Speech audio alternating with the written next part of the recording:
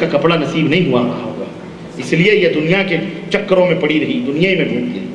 اعلیٰ حضرت فرماتے ہیں کہ احبان ابن سیفی رضی اللہ تعالیٰ عنہ، ان کے کفن میں ایک تہبند زائد چلا گیا، رات کو اپنے صاحبزادے کو خواب میں آیا، فرمایا تہبند لو، اور الگنی پر ڈال دیا۔ صبح ان کی آنکھ کھلی تو وہیں رکھا ملا۔ مردہ آ کے قبر سے جو زائد لنگی گئی تھی، وہ آ کے الگنی پر وہ جو رسی ہوتی ڈال کے چلا بھی گیا، اور صبح ہوئی تو وہاں موجود تھا۔ یہ یعنی باقاعدے گھروں میں آنے جانے کا بھی سسٹم ہے باقاعدے۔ اعلیٰ حضرت اس سے کیا بتلانا چاہ رہے ہیں؟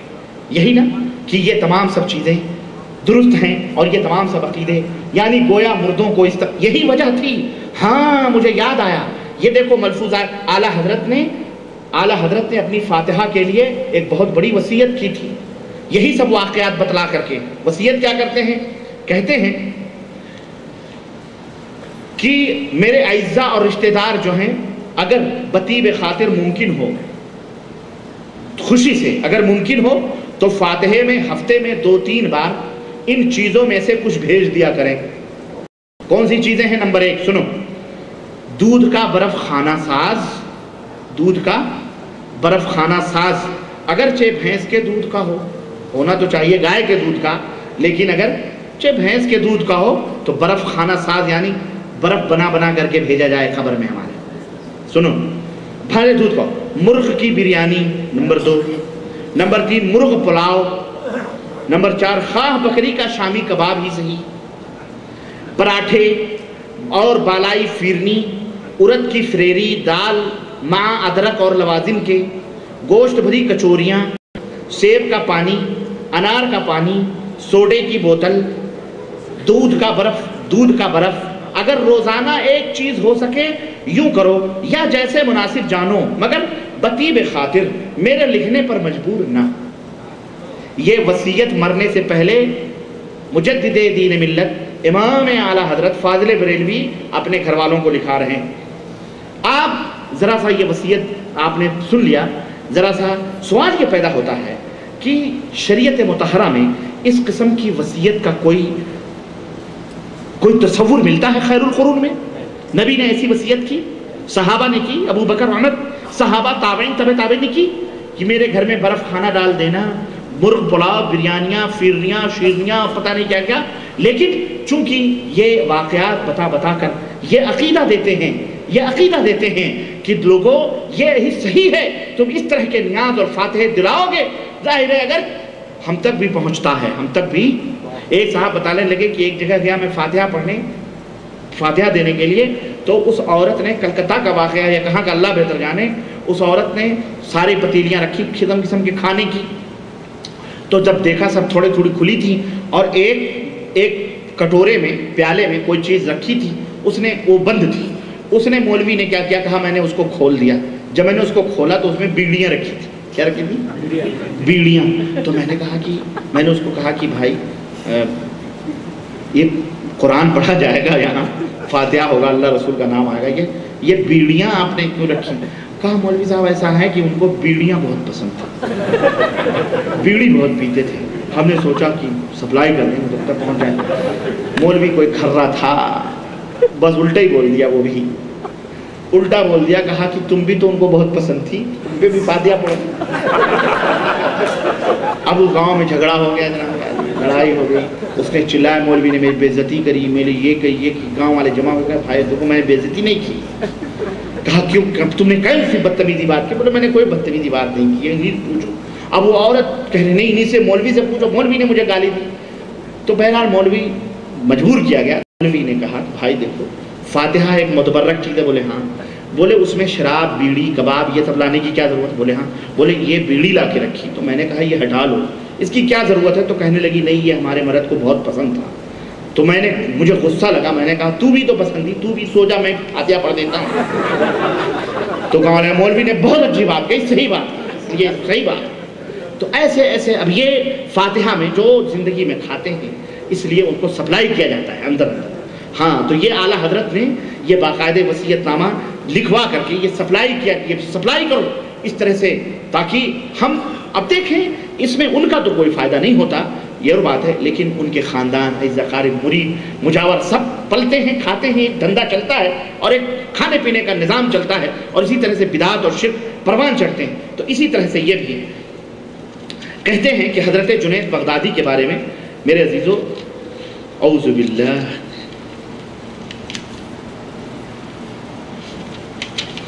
کہتے ہیں کہ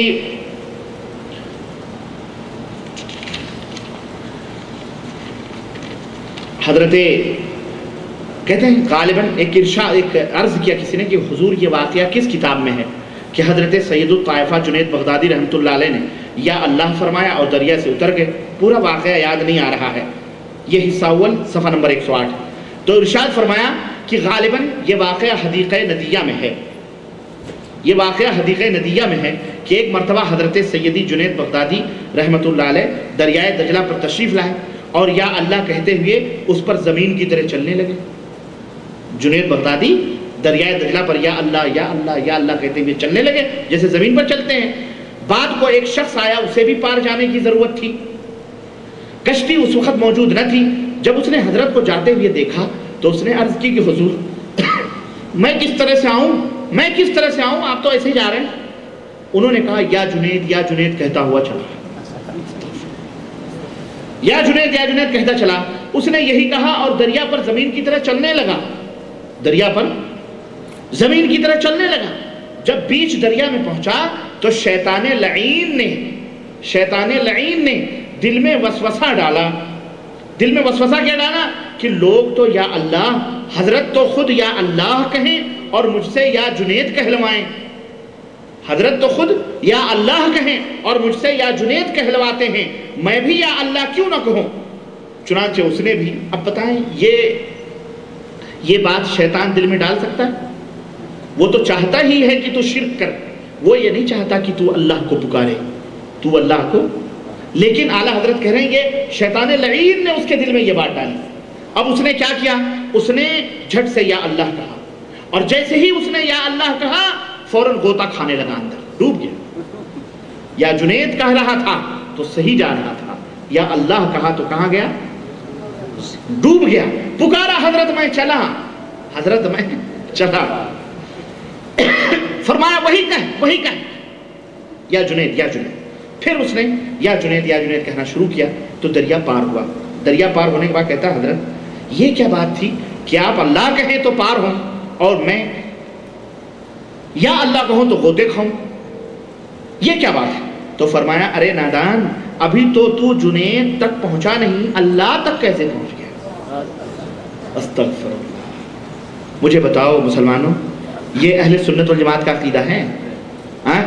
میں ایک سنو، اور اسی کے اوپر کسی نے ان سے پوچھا، سنو، کہتے ہیں دو صحابہ اولیاء کرام تھے، ایک دریا کے اس کنارے رہتے تھے اور دوسرے دریا کے اس کنارے رہتے تھے، اور یہ واقعہ بھی فضائل اعمال میں موجود ہے، زکریا صاحب نے بھی اس کو لکھا ہے، سنیے۔ ان میں سے ایک صاحب نے اپنے ہاں کھیر پکوائی اور خادم سے کہا کہ تھوڑی ہمارے دوست کو بھی دے آؤ۔ خادم نے کہا کہ حضور راستے میں تو دریا پڑتا ہے، کیسے میں پار ہوں گا؟ کشتی وغیرہ تو ہے نہیں، نہ کوئی سامان ہے، تو میں کیسے اس پار جا کر کے آپ کے دوست کو دے کے آؤں گا؟ انہوں نے کہا کہ جا کے دریا کو کہنا کہ میں اس کے پاس سے آیا ہوں جو آج تک اپنی عورت کے پاس گیا ہی نہیں۔ خادم حیران تھا، یہ کیا معمہ ہے؟ اس واسطے کی حضرت تو ماشاءاللہ درجنوں اولاد تھے حضرت کے، یہ کیا معمہ ہے؟ وہ بیچارہ وہ بھی گھبرا گیا ہوگا، میں تو سمجھتا ہوں کہ یہ سب میرے سر تو آنے والا نہیں ہے سارا، یہ اولاد پھر کس کی ہے بھائی کہ وہ بابا کبھی باپ ماں کے پاس گیا ہی نہیں، بیوی کے پاس ہم کو یہ کہہ رہا ہے۔ المہم سنیے، کہتے ہیں یہ بڑوں کی باتیں ہماری سمجھ میں نہیں آتی۔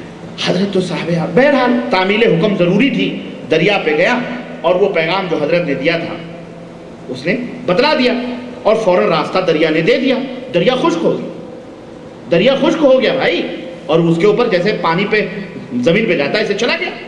جب اس پار پہنچا، اس بزرگ کی خدمت میں کھیر پیش کی، انہوں نے خوب کھیر کھا لی، دبا لی پوری، اور فرمایا ہمارا سلام اپنے آقا سے کہہ دینا، ہمارا سلام اپنے آقا سے کہہ دینا۔